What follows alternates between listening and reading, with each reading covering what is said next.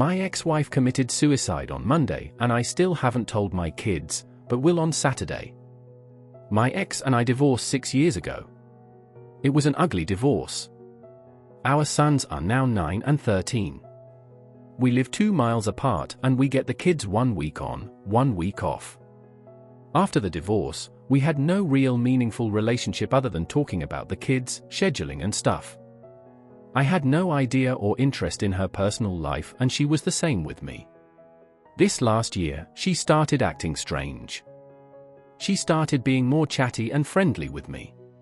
I wasn't interested in having a social relationship with her. On Monday, I picked the kids up from school for my week with them and she texted me around 8 p.m. saying how I was the only person who she trusted 100% with the kids and I was a great dad and she thanked me for it. Then she told me to tell the boys that she loved them. That was weird because she would call my eldest to say goodnight every night that they were with me, but didn't on that night. I drive by her place on my way to work and noticed her car was still parked on the street, but assumed she was working from home or sick. I had texted her in the morning about picking up my son's school book that he left at her house and hours had passed with no reply. That was very strange because she would reply within minutes if it had something to do with the kids. I started to grow a bit worried and called her. Again, I know nothing about her social life, so it wasn't like I could call her friends because I don't know any of them and her parents live out of state. I left a VM telling her that if she didn't call or text me back by 2 p.m. then I was going to her house to make sure she was okay. I left work early and went to her house. There were packages at her door, which was another red flag. She would never leave packages unattended outside. I called, texted, and knocked at the door, and there was no response. I let myself in and called out for her. I went into her bedroom and saw this body with a large blood stain on her shirt and something that looked like a phone in her hand. That wasn't a phone. It was a gun, and she had shot herself in the heart. Called the cops and they questioned me for 3 hours and told me they would reach out to her parents as I was no longer next of kin.